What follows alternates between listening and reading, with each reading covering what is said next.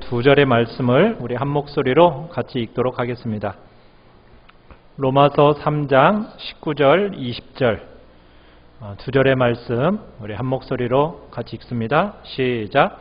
우리가 알거니와 무릇 율법이 말하는 바는 율법 아래에 있는 자들에게 말하는 것이니 이는 모든 입을 막고 온 세상으로 하나님의 심판 아래에 있게 하려 함이라.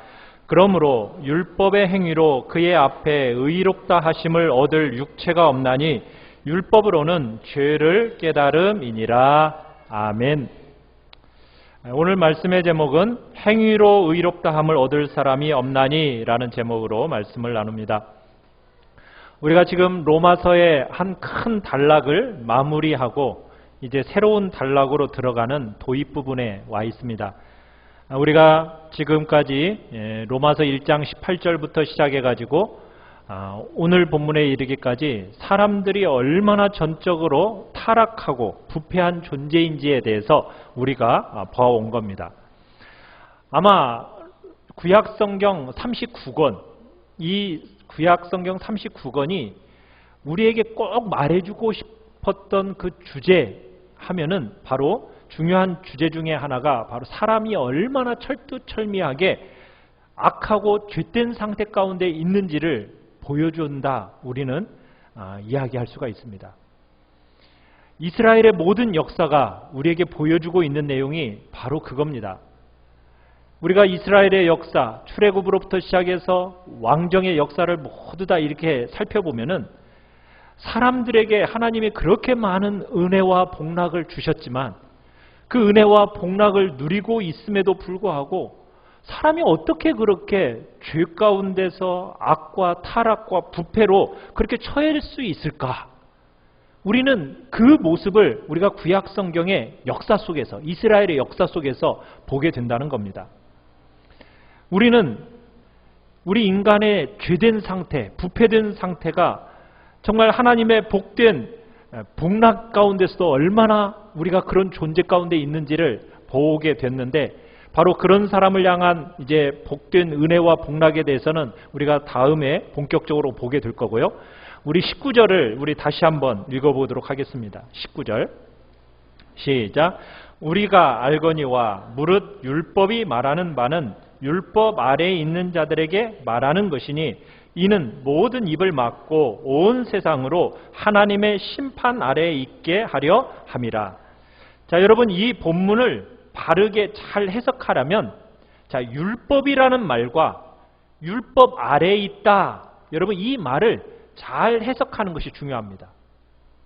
율법이라는 말 그리고 율법 아래에 있다. 이 말 이게 굉장히 정확한 해석을 요구하고 있다는 거예요. 여러분 율법 하면은 여러분에게 있어서 좋은 이미지입니까? 나쁜 이미지입니까? 우리가 율법 하면은 좀 율법주의 또 우리가 율법이라는 말에 대해서 굉장히 어떻게 보면은 나쁜 인식들을 가지고 있어서 율법들을 자꾸 오해하는 경향이 있습니다. 자, 그런데 여러분 율법은 굉장히 귀한 하나님의 선물입니다. 율법은 우리에게 뭘 보여주는지 아십니까? 하나님의 양심, 하나님의 마음을 보여주는 것이 율법입니다. 하나님이 우리 인간들에게 뭘 원하는가? 그것을 보여주는 게 뭐라고요? 율법이라는 겁니다. 하나님이 우리에게 기대하시는 것이 무엇인가? 그걸 보여주는 게 율법입니다. 그러니까 하나님의 양심을 열어서 보여주는 너무나도 복되고 아름다운 것, 그게 바로 율법이라는 얘기입니다. 그런데 우리 인간이 이 율법을 너무 왜곡되게 사용했어요. 그게 문제입니다. 율법 자체는 나쁜 게 아니에요. 율법은 굉장히 아름답고 복된 겁니다. 하나님의 성품을 반영하고 있고 하나님이 어떤 분이신지를 보여주고 있는 너무나도 복된 선물이 율법이라는 얘기입니다. 이 율법이 원래 모든 사람들 속에 들어있었어요. 사람들의 마음 속에 하나님께서 인간을 지으시면서 그 안에 원래 율법을 하나님이 들어있게 딱 창조를 하셨습니다. 그런데 우리 인간의 마음속에 뭐가 들어오면서, 죄가 들어오면서 이 율법이 많이 깨뜨려지고 흐려지게 됩니다. 그래서 죄를 우리가 너무나 쉽게 율법을 무시하고 거스르면서 듣지 않고 합리화하고 핑계하게 된 것이 바로 우리 속에 뭐가 들어오면서부터요? 죄가 들어오면서부터 그런 일이 일어나게 된 거예요. 그러니까 죄가 들어오면서 하나님이 우리 안에 새겨주신 그 율법이 깨트려지고 흐려지면서 그 하나님의 그 양심의 목소리가 분명하지 않게 된 거예요. 사람들이 흔히 하는 말로 우리 속에 뭐가 있다고 그러죠? 양심이 있다고 그러죠. 양심. 우리 속에 들어있는 윤리의식, 도덕의식. 여러분, 그것이 율법의 한 표현이라고 말할 수가 있는 겁니다. 자, 그런데 하나님께서는 이 흐릿하고 사람들에게 어두워져 있는 이 율법을 어떻게 하셨느냐? 유대인들에게 아주 밝히 써서 기록된 율법을 주셨습니다. 그러니까 율법이라는 두 단어를, 그래서 우리는 두 돌판에 기록되어져 있는 십계명 또는 구약 성경 전체를 가리켜서 우리가 율법 이렇게 말할 수 있는 거예요.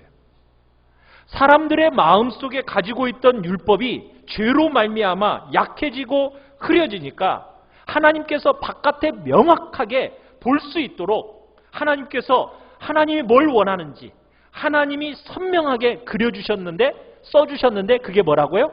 그게 바로 율법이라고. 율법. 그러니까 율법은 좋은 거예요? 나쁜 거예요? 굉장히 하나님이 우리에게 주신 귀중한 선물인 겁니다.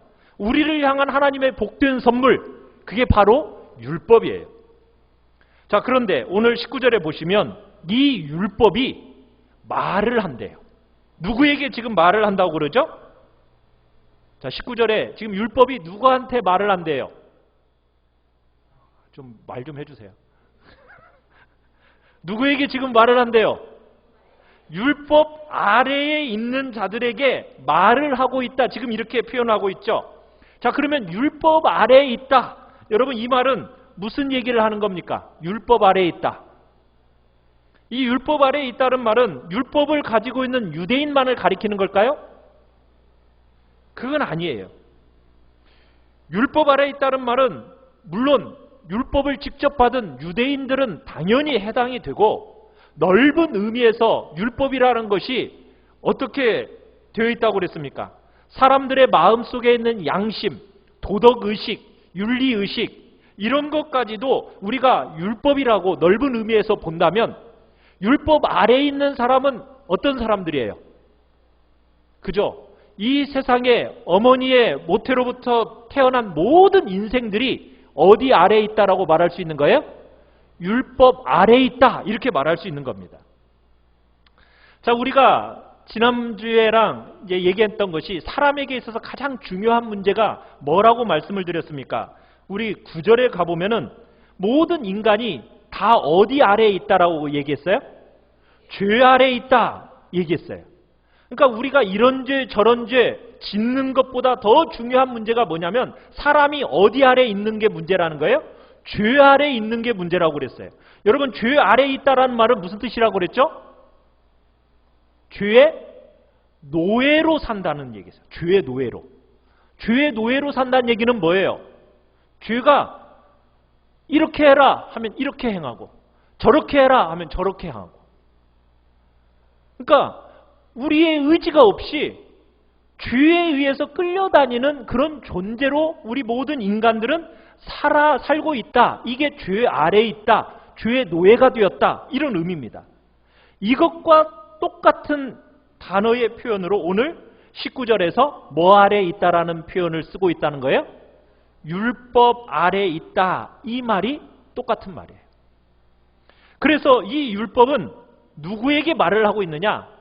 은혜 아래 속하여 있지 않고 율법 아래에 있는 사람들, 어떻게 보면 모태로 태어난 상태 그대로 있는 그 모든 사람들에게 율법이 지금 말을 한다는 거예요.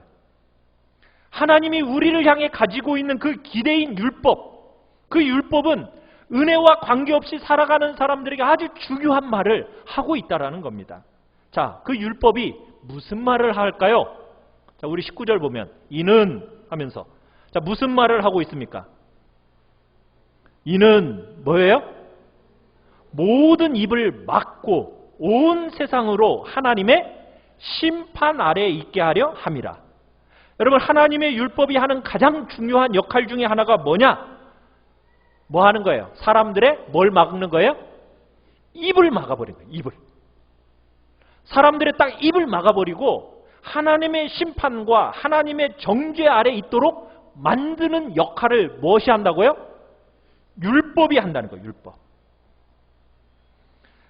사람의 여러분 죄의 제일 중요한 표현 중에 하나가 뭐냐면 우리가 지난주에도 봤지만은 우리가 13절, 14절 우리가 계속해서 나오는 것이 뭐에 대한 우리 인간의 죄에서 뭐에 대한 부분을 다루냐면 말에 대한 부분을 다루죠. 말. 그 말을 여러 가지 단어로 표현을 하고 있죠. 13절에서는 뭘로요?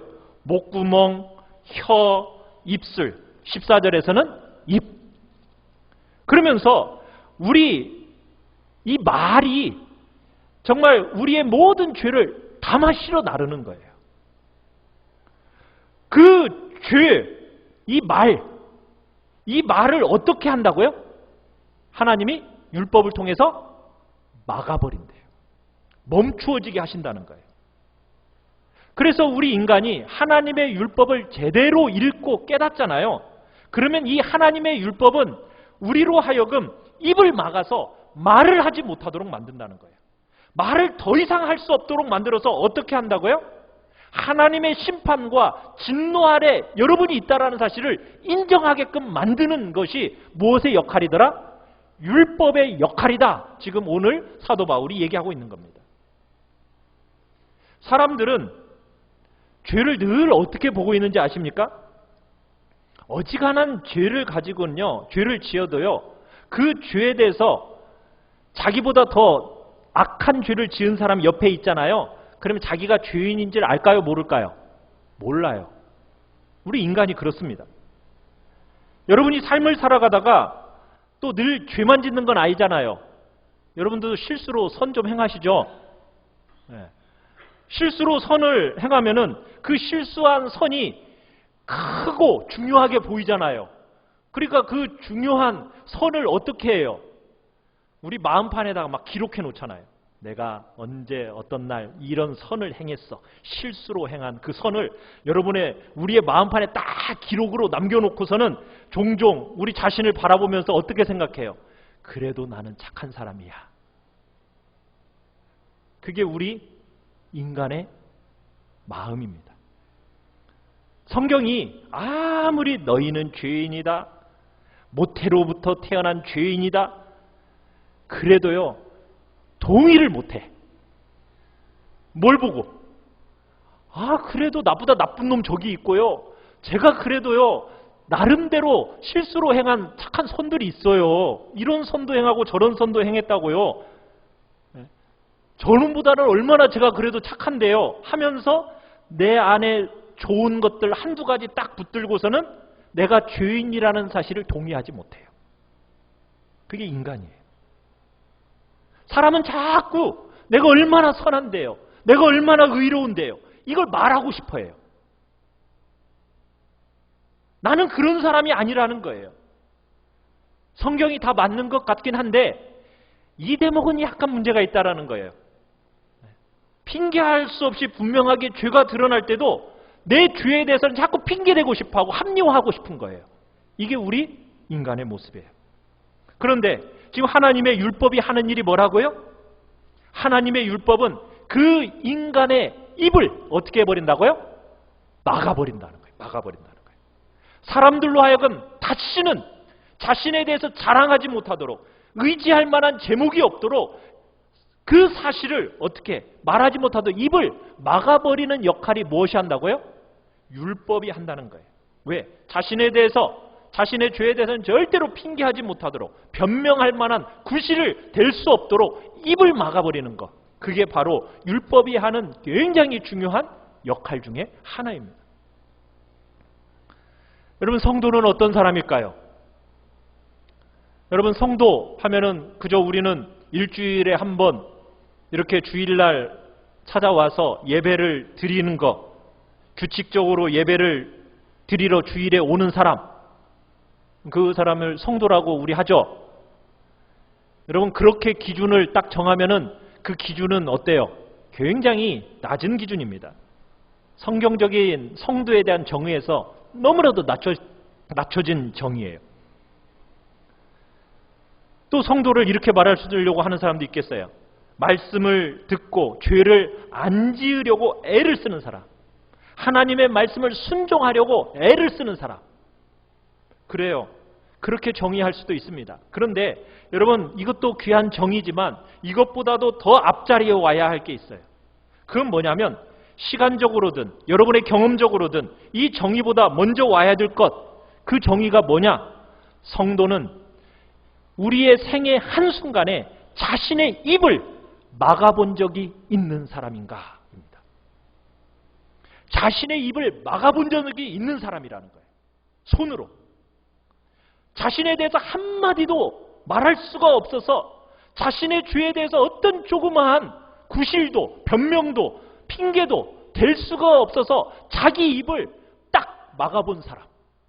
그 사람이 진짜 성도라는 거예요. 율법이 와서 딱 말을 하는데 정말 그대로 하나님 앞에서 정말 그렇습니다. 저는 정말 그런 자입니다. 저는 그런 자이기 때문에 하나님의 심판과 하나님의 진노를 면할 길이 없는 자입니다. 이렇게 하나님 앞에서 중심에서부터 입을 막고 성경의 그 선포와 그 선언에 대해서 자신을 완전히 굴복시켜 본 적이 있는 사람. 그 사람이 진짜 성도라는 거예요. 그런 경험이 없다. 그러면은 그 사람은 성도일까? 의구심이 든다는 거예요. 여러분은 어떻습니까? 어떤 종교적인 체험이 중요한 게 아니에요. 기독교의 이름으로 어떤 엄청난 역사를 경험했다 할지라도요, 여러분 자신에 대해서 더 이상 한마디의 말도 할 수 없는, 그래서 하나님과 사람을 향해서 나는 정말 그런 자입니다. 딱 입을 막아본 경험이 있는 사람. 그게 성도라는 얘기예요. 그게 성도로 성경이 보여주는 성도의 기준입니다. 여러분의 생애 한순간 율법이 여러분의 심령 가운데 찾아와서 여러분의 본체를 확 열어서 보여주면서 내 본체와 내 실상이 얼마나 부패하고 타락한 존재인지를 보여주면서 내가 그걸 전심으로 인정하고 더 이상 나에 대해서 핑계대거나 합리화하지 않고 하나님 앞에서 내 있는 모습을 그대로 인정한 사람, 그 사람이 성도라는 얘기입니다. 우리가 바리새인과 세리의 기도를 보지 않습니까? 여러분, 바리새인은 정말 완벽한 사람입니다. 종교적인 의의로 보면은 어디에도 손색이 없는 사람이에요. 사회가 자타가 공인하는 사람이 바로 바리새인이에요. 완벽한 신앙인이었어요. 그런데 그 바리새인의 기도를 보면 그 사람이 신앙인이 아니라는 것을 우리가 알 수 있다는 거예요. 왜요? 그 사람이 뭐라고 얘기하죠? 자신에 대해서 할 말이 너무 많은 거예요. 뭐라고 얘기해요? 나는 저 세리와 다르오며, 나는 일에 2번 금식하오며, 나는 11조를 드리오며. 할 말이 너무 많아요. 자신에 대해서. 자신에 대해서 너무 할 말이 많은 사람은 성도가 아니라는 거예요. 자신에 대해서 입을 다물고 자신에 대해서 할 말이 없었던 적이 그의 생에 한 번이라도 분명하게 있었냐는 거예요. 그 사실이 없다.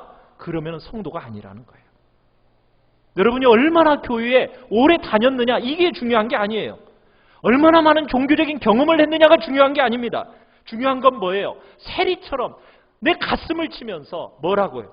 나를 불쌍히 여겨주옵소서. 나는 죄인입니다. 라고 여러분 자신의 입을 손으로 막아본 적이 없는 사람은 성도가 아니라는 거예요. 여러분, 구약이 알고 있는 가장 위대한 성도 하면 여러분은 누구를 꼽으세요? 누구를 꼽고 싶으세요? 구약의 제일 그래도 경건한 위대한 성도 여러 사람이 나오겠죠.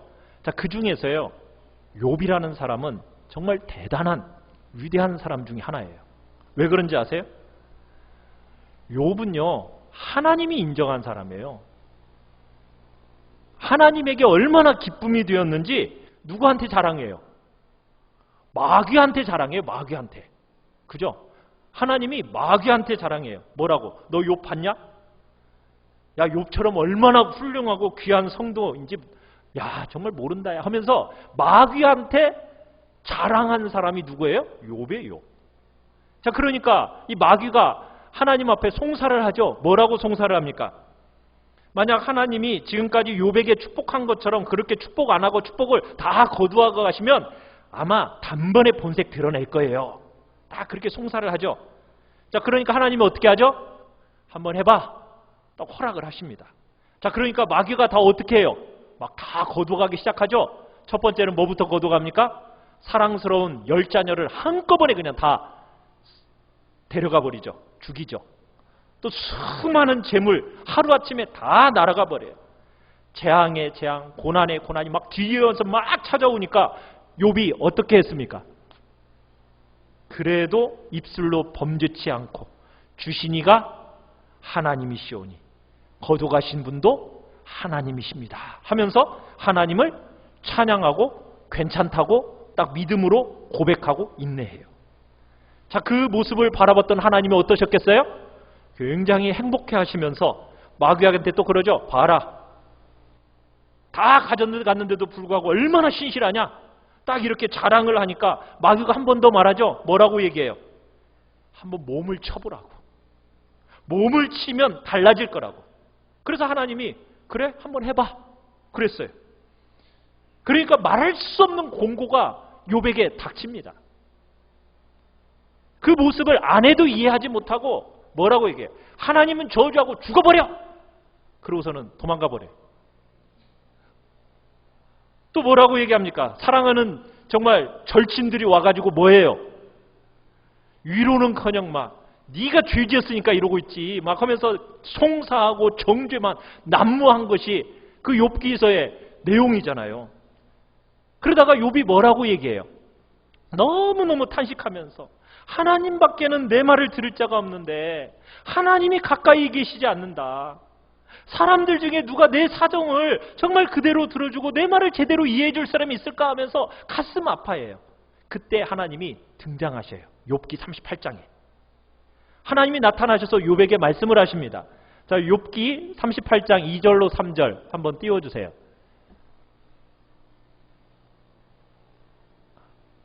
없나요?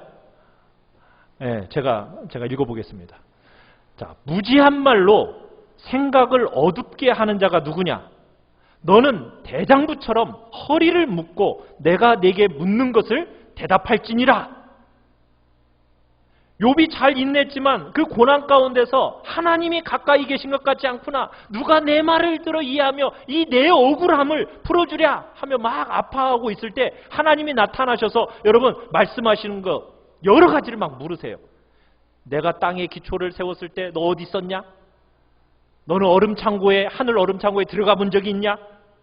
너는 짐승들의 그 말할 수 없는 아름다움과 오묘함을 너 본 적이 있느냐? 누가 그런 것들을 만들었느냐? 막 쭉 말씀을 하시다가 욥기 40장에서 욥에게 다시 물어요. 뭐라고 물었냐면 트집 잡는 자가 전능자와 다투겠느냐? 하나님을 탓하는 자는 대답할지니라. 딱 이렇게 욥에게 딱 얘기해요. 그러니까 욥이 뭐라고 말하는지 아십니까? 욥이 여호와께 대답하여 이르되 보소서 나는 비천하오니 무엇이라 주께 대답하리이까? 손으로 내 입을 가릴 뿐 이로소이다. 내가 한번 말하여 싸운즉 다시는 더 대답하지 아니하겠나이다. 하면서 뭐래요? 손으로 입을 가린대요. 자, 우리 욥기 40장 3절로 5절 우리 같이 한번 읽어봅시다. 자, 뒤에 나와 있는 거예요. 같이 한번 읽어보죠. 시작.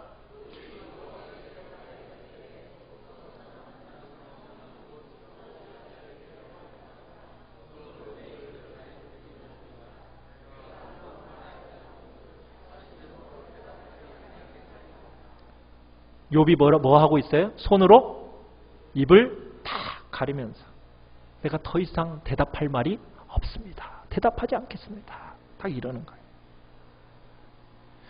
율법을 통해서 여러분 하나님이 찾아오셔서 우리에게 말씀을 하시잖아요. 하나님의 그 거룩과 영광을 직면해 본 사람은요. 무슨 일을 한다고요?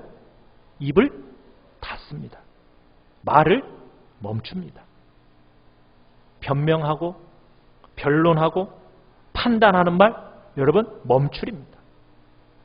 자기가 뭔가 다르다라고 믿고 자기가 뭔가 남들보다 낫다고 믿었던 그 말들을 닫아버려요. 단지 뭐라고 얘기해요? 하나님, 나는 죄인일 뿐이에요. 나는 변론하거나 변명할 말 없어요. 하면서 입을 닫아버리는 거예요. 억울해서가 아니에요. 알아주지 않아서가 아닙니다. 여러분의 영혼 깊은 곳에 여러분 율법의 말씀이 이르러가지고 여러분의 본체와 실상을 딱 보여주면요.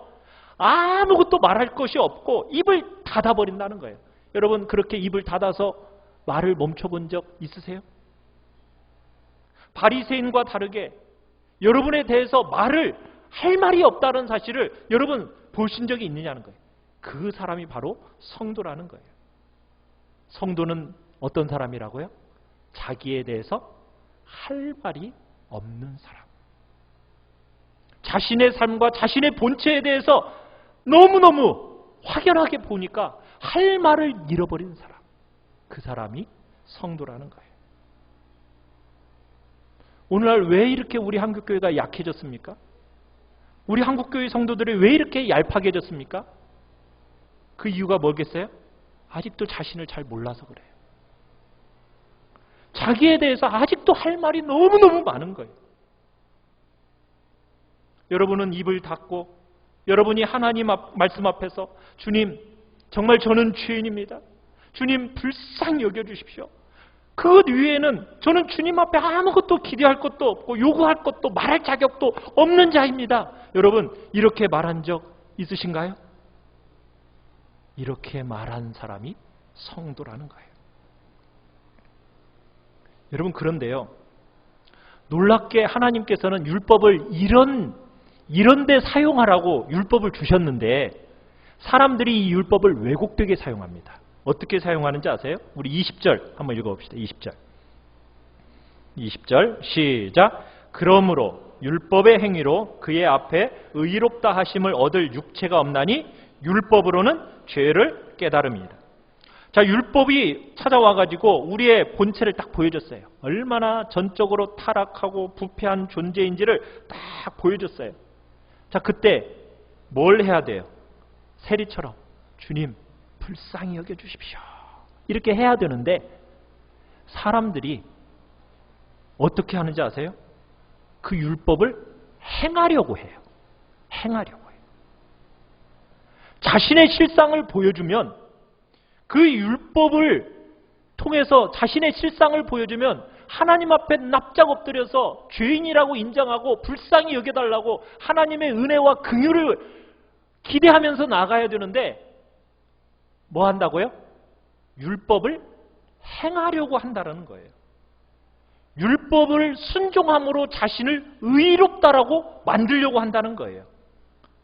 여러분 율법의 행위로 의롭다함을 받을 사람이 있어요? 없어요?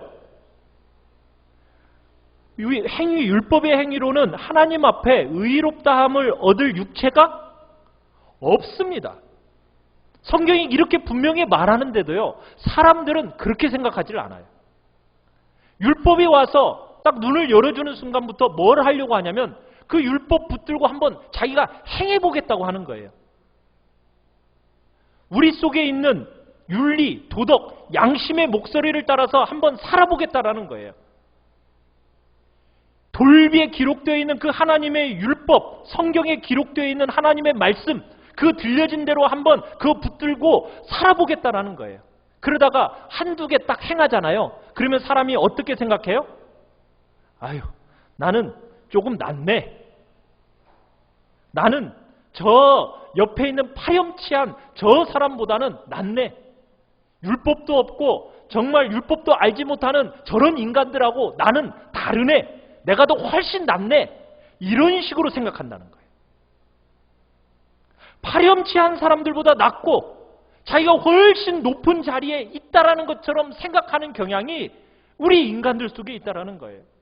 자신들이 마치 율법을 순종하고 행할 수 있는 것처럼 생각하면서 하나님께로부터 받은 그 율법을 행하면서 아유, 나는 저 사람들하고는 달라. 나는 그래도 하나님이 내게 이런 은혜를 주시고 내게 복 주시는 공로의 근거는 내가 이런 행위를 하니까 하나님이 내게 이런 은혜를 주신 거고 내게 이런 복을 주신 거야 하면서 자기가 행한 어떤 율법적인 행위 이걸 붙든다는 거예요. 여러분 이게 뭔지 아십니까? 죄 중에서 사람의 죄 중에서 제일 깊고 악한 죄라는 거예요. 여러분 사람을 찔러 죽이는 살인죄보다 사람들을 속이는 사기죄보다 더 나쁜 죄가 뭐라고 주님은 말씀하신지 아십니까? 하나님은 다른 무엇보다도 더 미워하시고 더 싫어하는 죄가 뭔지 아세요?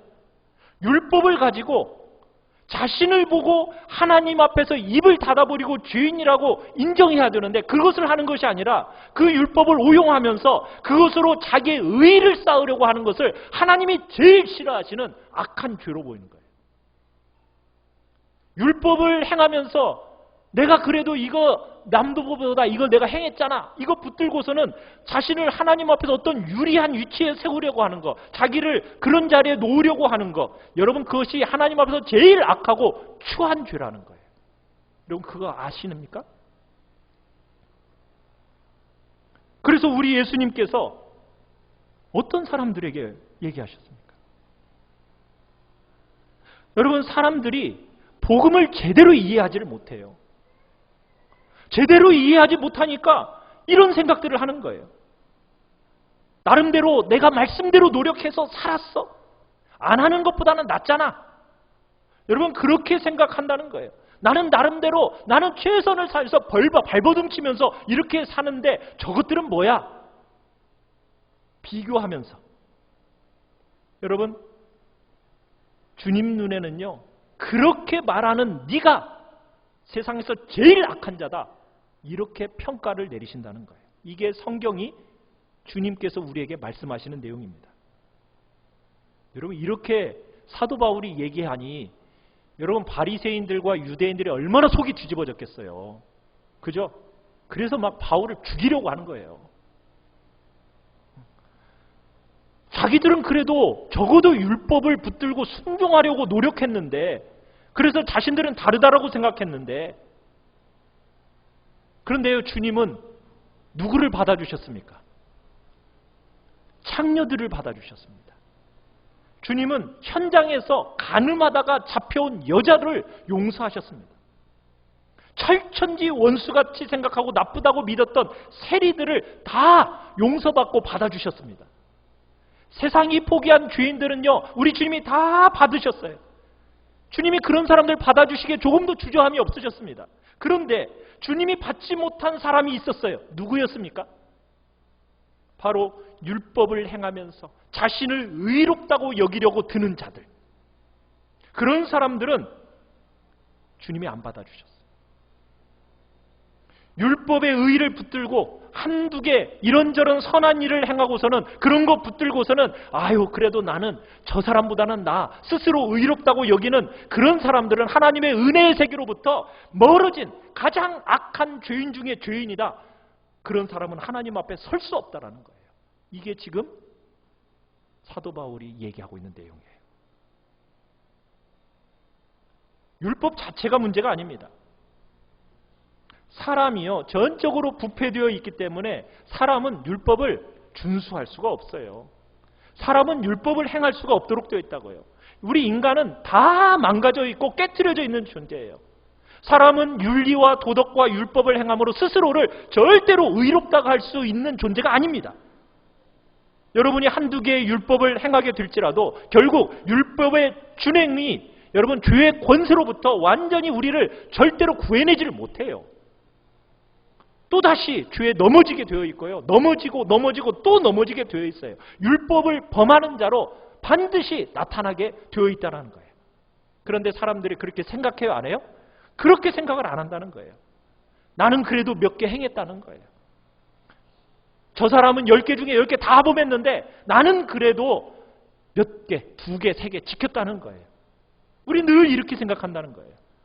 그러면서 사람들은 자꾸 그렇게 악한 죄를 안 지었기 때문에 자기는 죄인이 아니라고 생각한다는 거예요. 나는 저 사람보다도 그래도 2, 3개 이런저런 의를 행했으니까, 선한 일을 했으니까 그런 의 붙들고서는 스스로를 합리화하고 위로하면서 그렇게 살아가는 거예요. 여러분, 그러나 하늘에서 보시는 하나님이 여러분과 제가 어떻게 보이겠습니까? 땅에서 보면 건물이 높은 건물, 낮은 건물 보이죠? 우리나라에서 제일 높은 게 몇 층이에요? 옛날에는 63빌딩이었는데 이제 바뀌었죠. 123층. 그죠? 저희 송파에 가보면 123층이 있어요. 위에 거기 가서 보면 아마 굉장히 높아요. 그것은 밑에서 볼 때나 그렇죠. 비행기 타고 올라가서 한번 보세요. 저게 높은 건물인지 낮은 건물인지 알아요, 몰라요? 몰라요, 몰라. 하나님의 눈으로 보면요, 율법을 10개 범한 놈이나 7개, 8개를 범한 놈이나 똑같아. 다를 바가 없는 거예요. 똑같은 죄인들이에요. 이 세상의 잣대로 여러분 자신을 보면 안 된다는 거예요. 사랑하는 성도 여러분 어디에 서 계십니까? 우리가 예수를 믿은 지 수십 년이 되면서 여러분 수많은 자랑거리 여러분 붙들고 있는 것은 혹시 아니세요? 여러분은 어떻게 보고 주님 앞에 서 계십니까? 우리의 영적인 현 주소를 보면서 여러분의 입을 막고 계십니까? 아니면은 그래도 내가 이런저런 거 했는데 라는 그 자랑거리 붙들고서는 나름대로 하나님 앞에서 떳떳하게 서 계십니까? 우리는 하나님 앞에 입을 막아야 됩니다.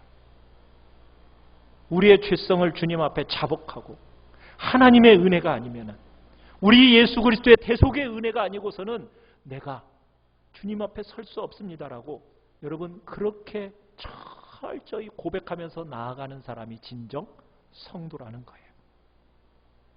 우리 귀한 주님의 백성들은 여러분의 삶에 넘쳐 흐르도록 주시는 그 부요하신 하나님의 은혜가 무엇인지를 여러분 진짜 깨달아 알아서 그런 자리로 나아가기를 간절히 바랍니다.